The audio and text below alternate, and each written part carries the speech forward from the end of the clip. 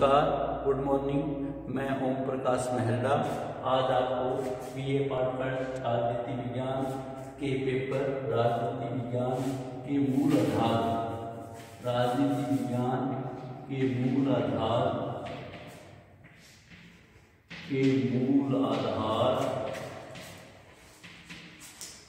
के शीर्षक टॉपिक राज्य की उत्पत्ति के संबंध में मार्क्सवादी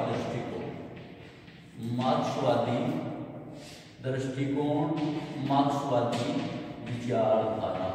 इससे पूर्व हमने राज्य की उत्पत्ति से संबंधित सामाजिक समझौते की विचारधारा, सामाजिक समझौते की उपागम, सामाजिक समझौते के सिद्धांत के अनुबंधवाद सिद्धांत को होब्स, लॉक और रूसो के बारे में पढ़ा था। उसके बाद हमने पढ़ा था विकासवादी सिद्धांत क्या है। अब हम बात करते हैं राज्य की उत्पत्ति, प्रकृति और कार्य क्षेत्र के संबंध में मार्क्सवादी दृष्टिकोण। राज्य की उत्पत्ति,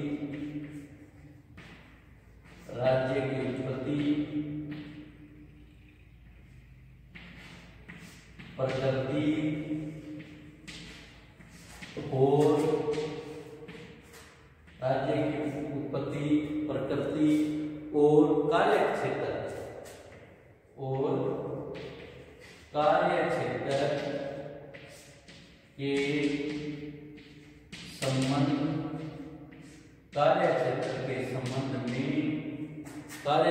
के संबंध में मार्क्सवादी दृष्टिकोण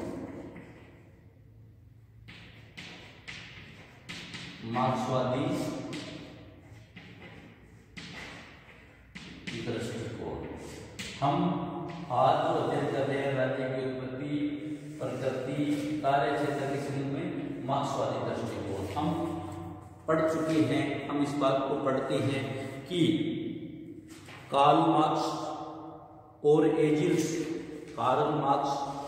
एजिल्स ने की दो रचनाएं थी।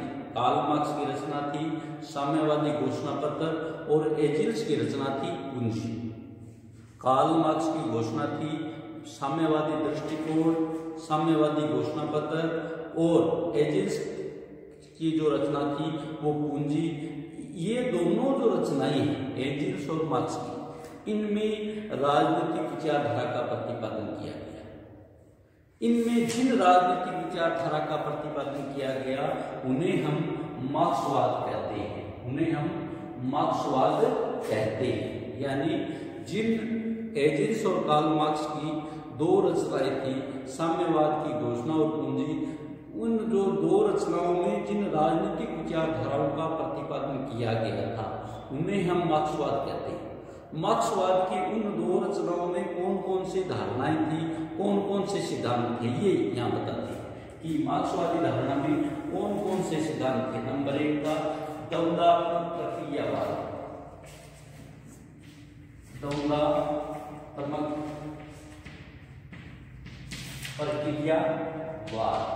नंबर 1 था द्वंद्वात्मक प्रक्रियावाद, यानी मार्क्सवाद हम उसे कहते हैं जो कार्ल मार्क्स और एजिल्स की धारणाएं थी। साम्यवाद की धारणा, साम्यवाद का घोषणा पत्र और पूंजी, उन दोनों में जो राजनीतिक विचारधाराएं दी गई थी उन्हें हम मार्क्सवाद कहते हैं। मार्क्सवाद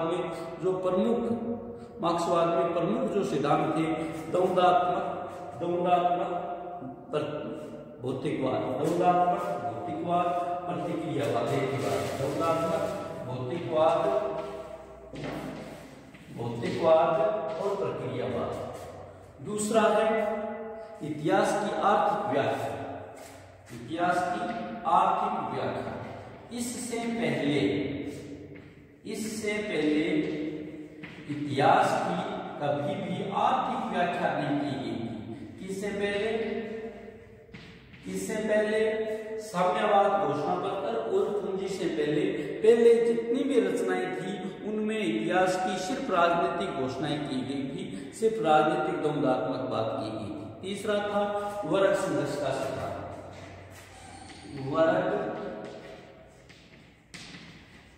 संघर्ष का सिद्धांत, वर्ग संघर्ष का सिद्धांत। तीसरा था वर्ग संघर्ष का सिद्धांत और चौथा था अतिरिक्त मूल्य का सिद्धांत। अतिरिक्त मूल्य का सिद्धांत, अतिरिक्त मूल्य का सिद्धांत।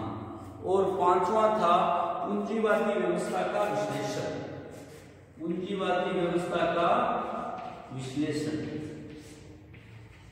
पूंजीवादी व्यवस्था का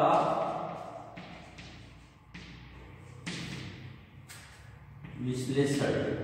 और छठी जो अंतिम जो उनका दृष्टिकोण, छठा जो उनका सिद्धांत था वो था राज्य और शासन संबंधी धारणा, राज्य और शासन संबंधी, राज्य और शासन संबंधी धारणा, राज्य और शासन संबंधी धारणा। और सातवां जो था प्रजातंत्र, धर्म और राष्ट्रवाद, प्रजातंत्र, धर्म और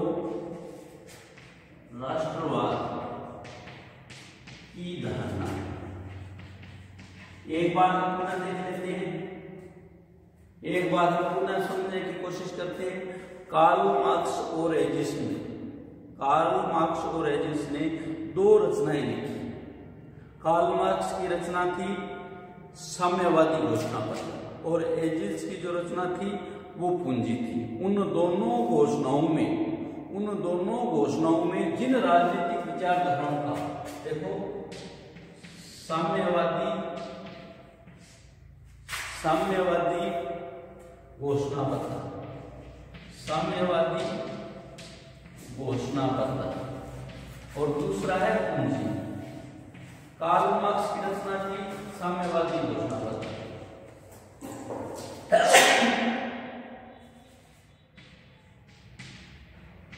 कार्ल मार्क्स की रचना थी साम्यवादी घोषणा पत्र और एंजेल्स की रचना थी पूंजी। इन दोनों जो रचनाएं थी, ये दोनों रचनाएं क्या थी? राजनीतिक रचनाएं। दोनों क्या थी? राजनीतिक रचनाएं। और राजनीतिक रचनाएं होने के कारण इसमें किन सिद्धांतों की बात की गई? राजनीतिक सिद्धांतों की, राजनीतिक सिद्धांतों की। और इन जो दो रचनाओं में जो राजनीतिक विचारधाराओं की बात की गई, दो रचनाओं में जो राजनीतिक विचारधाराओं की बात की गई, उन दोनों रचनाओं को हम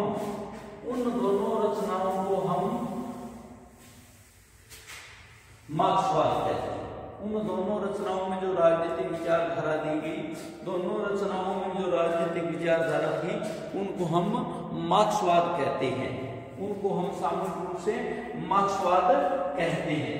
अब मार्क्सवाद में या उन दोनों रचनाओं में कुछ सिद्धांत दिए, सिद्धांतों की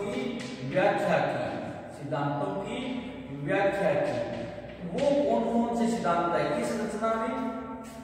साम्यवादी घोषणा पत्र और पूंजी, दोनों में जिन राजनीतिक विचारों की बात की गई उन्हें हमने मार्क्सवादी दृष्टिकोण कहा। दोनों को हमने मार्क्सवाद कहा। और मार्क्सवाद में कुछ सिद्धांतों की बात की गई, मार्क्सवाद में कुछ सिद्धांतों की बात की गई। वो सिद्धांत उन्होंने कौन कौन से दिए? नंबर 1 तो था द्वंद्वात्मक भौतिकवाद, नंबर 2 था इतिहास की आर्थिक व्याख्या, नंबर 3 था वर्ग संघर्ष का सिद्धांत, नंबर 4 था अतिरिक्त मूल्य का सिद्धांत, नंबर 5 था पूंजीवादी व्यवस्था का विश्लेषण, नंबर 6 था राज्य और शासन के संबंधी, नंबर 7 था प्रजातंत्र, धर्म और राष्ट्रवाद की धारणा। यानी ये जो 7 सिद्धांत है, ये सातों सिद्धांत हमारे किससे संबंधित है? साम्यवाद से। और ये सातों सिद्धांत किन रचनाओं में दिए गए? पूंजीवाद, साम्यवाद घोषणा पत्र और पूंजी, साम्यवाद घोषणा पत्र और पूंजी, उन दो रचनाओं में जिन राजनीतिक राजनीतिक सिद्धांतों की व्याख्या की गई, उन्हें हमने साम्यवाद कहा। और साम्यवाद के जो सिद्धांत है, ये 7 सिद्धांत हमारे साम्यवाद के 7 सिद्धांतों की व्याख्या की गई है। अब हम बात करते हैं राज्य की उद्देश्य और उसकी प्रकृति। राज्य का उद्देश्य और उसकी प्रकृति। राज्य का उद्देश्य और उसकी प्रकृति। राज्य का उद्देश्य और उसकी प्रकृति, ये चीज समझने वाली बात है। मार्क्सवाद राज्य को क्या मानता है? मार्क्सवाद राज्य को क्या मानता है? अस्वाभाविक, अस्थायी, वर्गीय शोषण पर आधारित शासन मानता है कि एक वर्ग दूसरे वर्ग का शोषण करता है। और इस संबंध में कार्ल मार्क्स ने अपनी विचारधारा का विस्तार से प्रतिपादन किया है। इसका अध्ययन, किसका अध्ययन? राज्य के उद्देश्य का। मार्क्सवाद के अनुसार इसका अध्ययन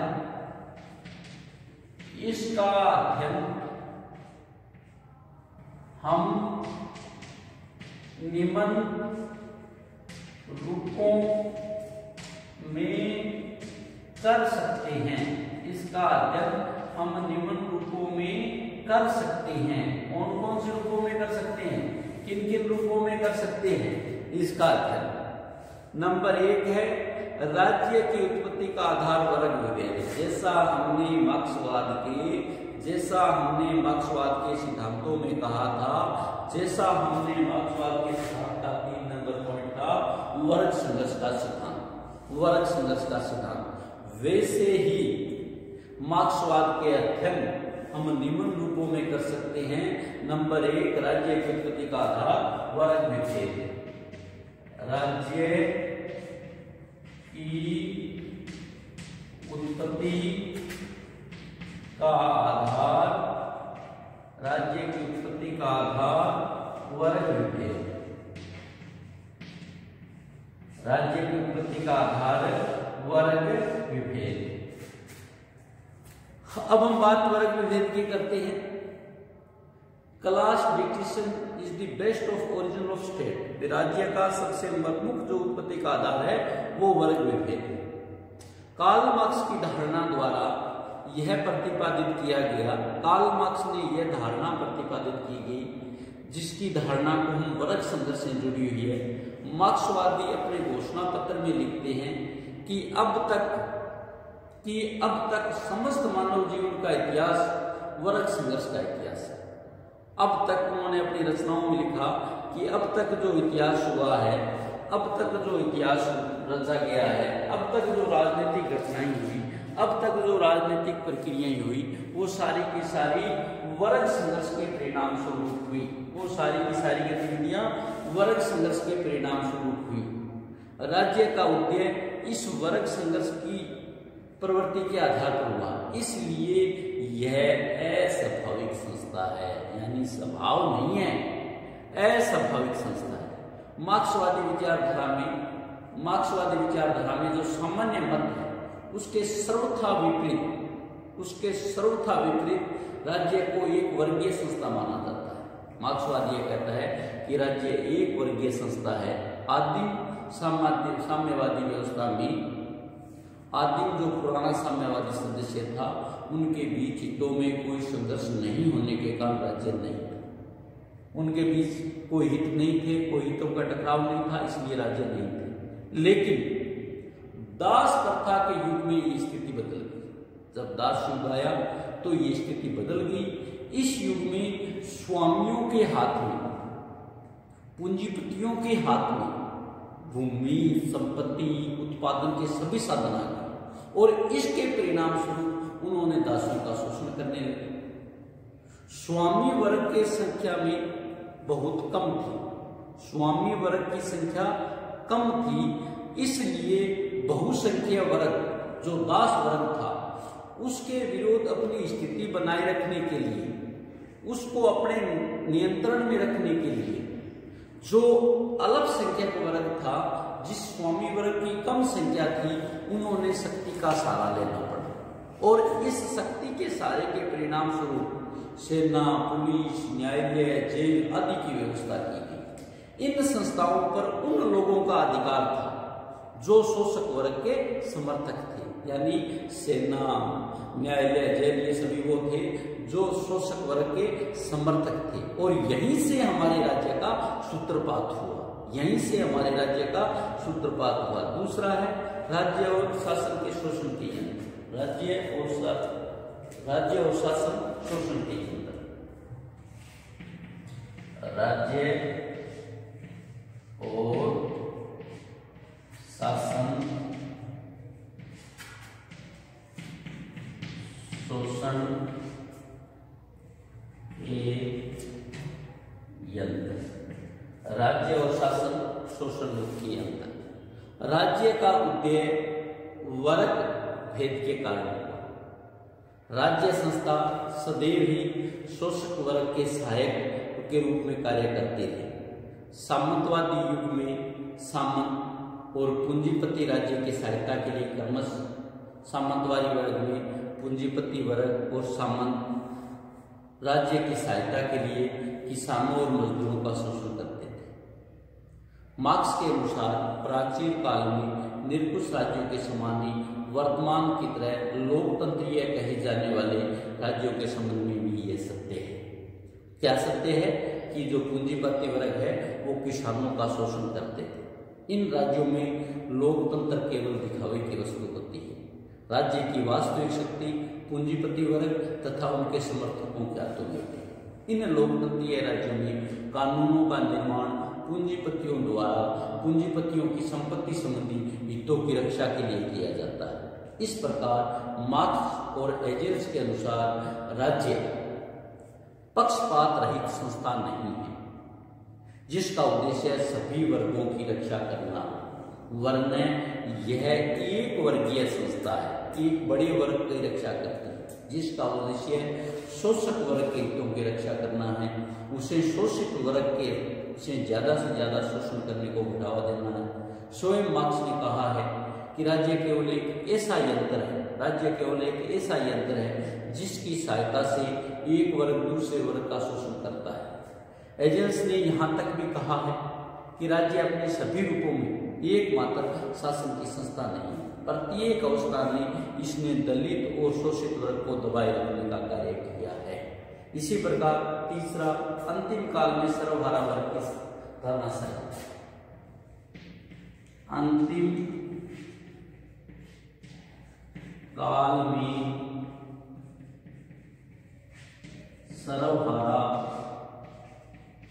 वर्ग की तानाशाही। अंतिम काल में सर्वहारा वर्ग की तानाशाही। वर्ग संघर्ष राज्य और शोषण के यंत्र के परिणाम स्वरूप अंतिम काल में सर्वहारा वर्ग की तानाशाही होती है। अंतिम काल में सर्वहारा वर्ग की तानाशाही होती है। मार्क्स राज्य को अस्वाभाविक और अनावश्यक कहकर उसके विलीन हो जाने की बात तो करता है, लेकिन इसके साथ वह यह भी मानता है कि साम्यवादी क्रांति के प्रथम चरण में राज्य का अंत संभव नहीं। पूंजीवाद के अंत के बाद भी राज्य कुछ समय तक बना रहेगा। इस काल में सर्वहारा वर्ग की तानाशाही स्थापित हो गई। इस काल में राज्य की शक्ति का प्रयोग सर्वहारा वर्ग द्वारा पूंजीपतियों के विरोध को कुचलने, पूंजीवाद से मचे हुए तत्वों को समाप्त करने के लिए किया जाएगा। मार्क्स ने अपने घोषणा पत्र में कहा है कि अंतिम काल में सर्वहारा वर्ग की तानाशाही, सरकार की व्यक्तिगत संपत्ति और पैतृक अधिकारों की समाप्ति, यातायात और समाज निर्माण के साधनों का राष्ट्रीयकरण, पूंजीपतियों की जमा पूंजी को समाप्त करने के लिए कठोर कदम उठाए जाने चाहिए। मार्क्स सर्वहारा वर्ग की तानाशाही को ही वास्तविक लोकतंत्र मानता था, जो कि भारी बहुसंख्यक जागृति और स्वतंत्र व्यवस्था है, और यही बहुसंख्यक हितों के लिए।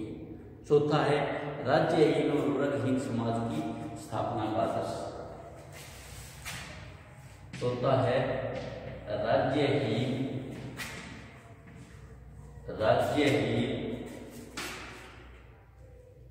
वैवर्गहीन राज्यहीन वैवर्गहीन समाज की स्थापना का आदर्श।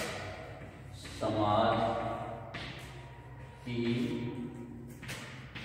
स्थापना का आदर्श। समाज की स्थापना का आदर्श। राज्यहीन और वर्गहीन समाज की स्थापना का आदर्श। इसके द्वारा यह बात निश्चित की जाती है कि मार्क्स राज्य के अस्तित्व में वर्ग संघर्ष को कारण मानता है और उसके अनुसार राज्य एक स्थायी संस्था नहीं है। इनका विचार है कि बाद में युग में तानाशाही के बाद विरोधी वर्गों का अंत हो जाएगा और राज्य की सत्ता का भी अंत हो जाएगा। राज्यहीन और वर्गहीन समाज की स्थापना के बाद वास्तविक साम्यवादी युग का प्रारंभ होगा। राज्यहीन और वर्गहीन आदर्श समाज में धर्म, रंग, जाति, धन के आधार पर कोई भेदभाव नहीं किया जाएगा। प्रत्येक को अधिक से अधिक न्याय प्राप्त होगा। ऐसा समाज प्रत्येक व्यक्ति को कुछ निश्चित समय के लिए आवश्यक रूप से परिश्रम करना पड़ेगा। उत्पादक सामाजिक जरूरतों का दिन होगा। प्रत्येक व्यक्ति को अपनी आवश्यकताओं और योग्यता के अनुसार वस्तुएं और पारिश्रमिक प्राप्त होगा।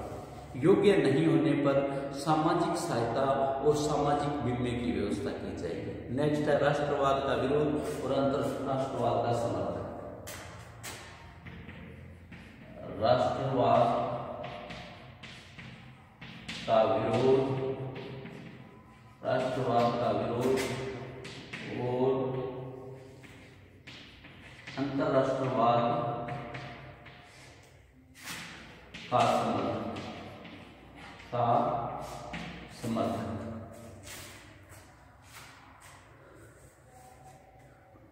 राज्य संबंधी धारणा के प्रसंग में राष्ट्रवाद के संबंध में ही मार्क्स की विचारधारा की विवेचना की जा सकती है, क्योंकि वर्तमान समय में राष्ट्रीय राज्य का आधार राष्ट्रवाद है। मार्क्सवाद इस राष्ट्रवाद को अस्वीकार करता है। उनका विचार है कि मजदूरों का कोई देश नहीं होता। इसी कारण मार्क्सवादियों ने नारा दिया था। मार्क्सवाद की धारणा में विश्व के श्रमिकों एक हो जाओ का नारा लगाया। मार्क्सवाद का विश्वास था कि व्यक्ति द्वारा व्यक्ति का शोषण हो जाएगा तो एक राष्ट्र दूसरे राष्ट्र का शोषण का अंत हो जाएगा। वर्ग संघर्ष और वर्ग शत्रुता को कम होने से राष्ट्र को आपसी शत्रुता का कोई भी कारण नहीं रहेगा। युद्ध सदैव समाप्ति की ओर जाएगा और स्थायी समाधान हो जाएगा। इस प्रकार हमने जो राज्य की उत्पत्ति के संबंध में मार्क्सवादी विचारधारा के दो टॉपिकों की बात की। एक तो जो मार्क्स और एंजेल्स की रचना थी, उन दोनों रचनाओं के द्वारा मार्क्सवाद की बात की गई। उन मार्क्सवाद के बाद में जो सिद्धांत दिए गए वो ये सिद्धांतों की बात की। दूसरा राज्य की उत्पत्ति की प्रकृति। राज्य की उत्पत्ति की प्रकृति हम इन 5 बातों में कर सकते हैं। धन्यवाद, नमस्कार। आज हमारा इतना ही रहेगा। कल हम राज्य की भूमिका संबंधी टॉपिक के बारे में चर्चा करेंगे।